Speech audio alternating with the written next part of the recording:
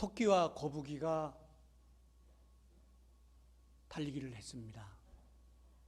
매번 누가 이겼을까요? 매번 거북이가 이겼어요. 왜냐하면 토끼는 너무 교만하고 자신 있어. 니까지 놈이 뭐 날 따라오겠어 하다가 잠이 들고 했어. 잠자다가도 된다는 얘기죠. 그래서 계속 치게 되니까 나중에 자존심이 상했어요. 이놈아, 한 번 더 하자. 내가 이길 거야. 응? 해가지고 토끼가 잠 안 오는 약을 먹고 이제 정말 달려갔는데 이번에는 누가 이겼어요? 토끼가 당연히 잠 안 오는 약까지 먹고 갔는데 거기서 심판이 약 검사를 했는데 너는 약물 준 거거든. 사람 교만하면 안 되겠죠? 오늘 아침에는 귀한 영상도 준비되어 있고 짤막한 메시지를 들으신 다음에 준비된 영상으로 은혜를 나누려고 합니다. 주의 형상입니다.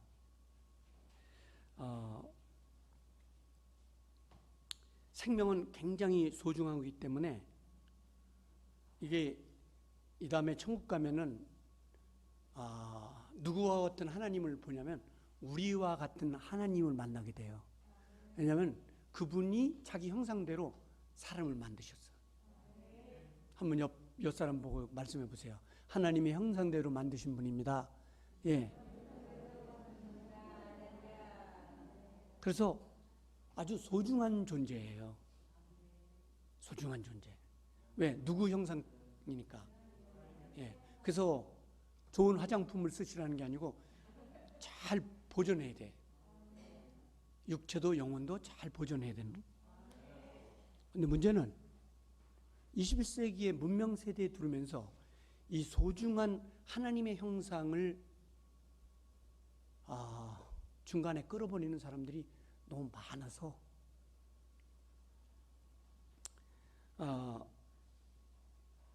그래서 우리 그 10계명 중에 6계명이 살인하지 말라는 거예요. 살인은 형사소송법 가장 무서운 형벌로 취급하지. 남의 생명을 끊어버리는 거니까. 예, 형사사건에서 가장 무서운 처벌이 뭐냐면 남의 생명을 끊어버리는데 요즘은 뭐 그런 일을 서슴없이 많이 하는데 이게 이제 악한 영들의 세계도 했지만 굉장히 우리 마음을 아프게 하는 거예요. 그런데 자기 생명을 스스로 정리하는 것도 이 6계명에 해당되는 거라 굉장한 범죄 행위예요. 그런데 이게 점점 늘어나고 있고 욥기서 14장 10절에는 하나님이 그냥 하나님이 주신 생명은 끝까지 잘 보존해야 된다. 중간에 해야면은 그거는 범죄에 들어가는 거기 때문에 하나님 그렇게 말씀하시면서 여러분 새하늘과 새 땅에 가기 전까지 사람 죽으면 끝나는 게 아니에요. 지옥이나 천국이 있기 때문에 새하늘과 새 땅에 가기 전까지 40장 이사야 40장 22절의 말씀처럼 끝까지 잘 보존해야 돼요. 근데 이제 얼마나 심각한 얘기를 하려고 하냐면은 이 보통 문제가 아니에요. 특히 대한민국이. 그래서 우리나라가 이제 10위권의 경제 대국이라고 하는데요. 두지네프의 말을 빌리면은 사람이 그래서 떡만 갖고 사는 게 아니에요.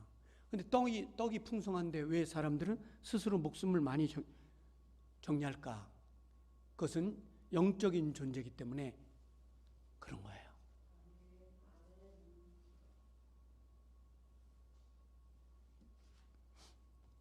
오늘 하나님은 창세기 1장 26절에서 하나님의 형상으로 만들어진 사람은 스스로 목숨을 정리하면 안 돼요.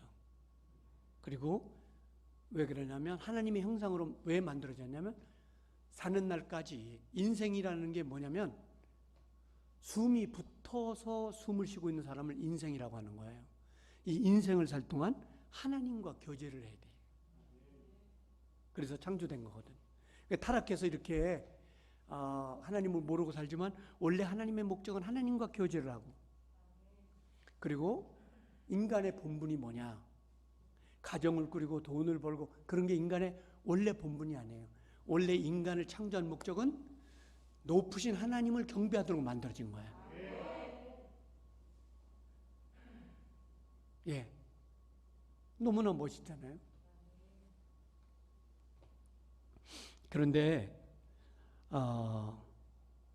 우리나라가 이렇게 풍요로운데도 세계에서 행복 지수가 108번째고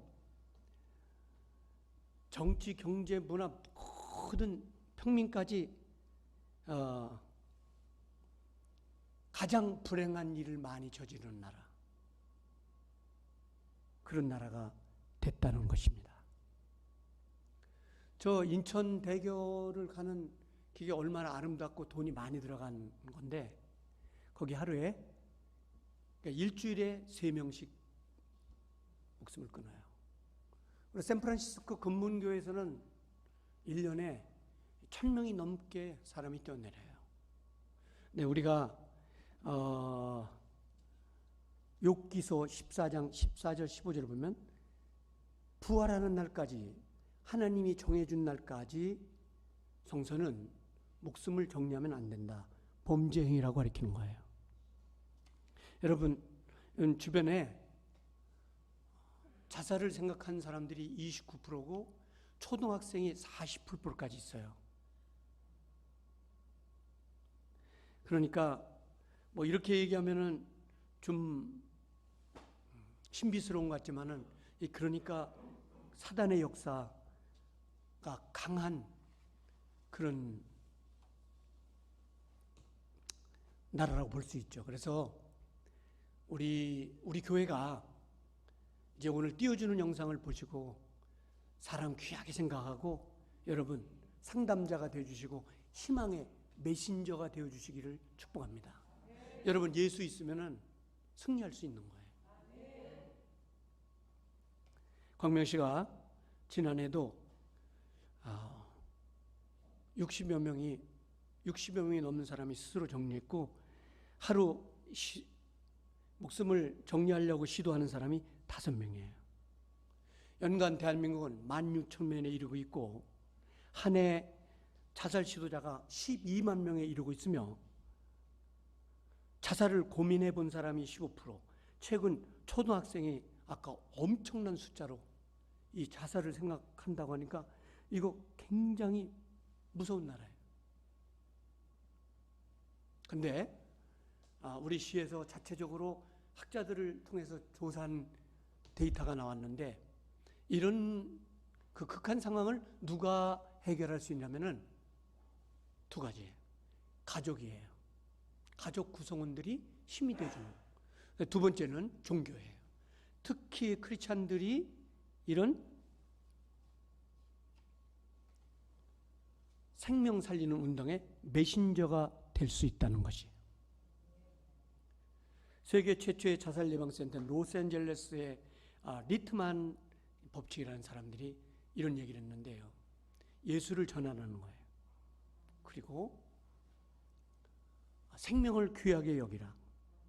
그러면은 문제를 해결할 수 있다고 그래요.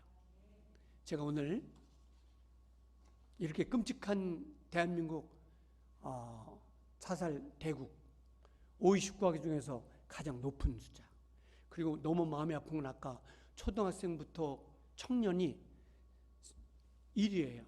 인구 비례 OECD 중에서 가장 많이 자살합니다.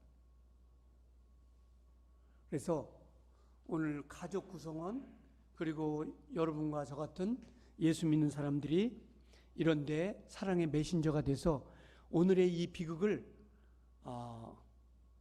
소망으로 바꾸는 그런 역사가 있어야 될 줄 믿습니다. 그래서 우리 시도 학자들과 같이 많이 연구를 했는데 이거는 가장 최고의 예방이 종교다. 이렇게 해서 시에서 저를 기독교 대표로 선정을 했어요. 그래서 굉장히 부족한 메시지를 만났는데 이게 이제 홍보 영상이 됐고 이 한빛 방송에도 방영을 계획하고 있고 그래서 처음에는 이거를 많이 좀 검토해 달라고 그랬어요. 그런데 이 보건소장님부터 시작해서 이 영상을 많이 검토했는데 이 정도면 그래도 힘이 되겠다. 그래서 내놓은 거니까 오늘 설교는 여기서 끝내고 제가 기독교 입장에서 왜 이런 일을 하면 안 되는가? 이게 오늘 시에서 찍은 영상입니다. 이 15분짜리인데 이것으로 지금 계속 기독교 그리고 기독교가 아닌 단체 계속 내보내면서 이 시대에 이런 비극을 낳는 이런 시대에 우리 광산교회도 사랑의 메신저가 되달라는 말씀을 함께 나누면서 오늘 영상을 같이 보시도록 하겠습니다.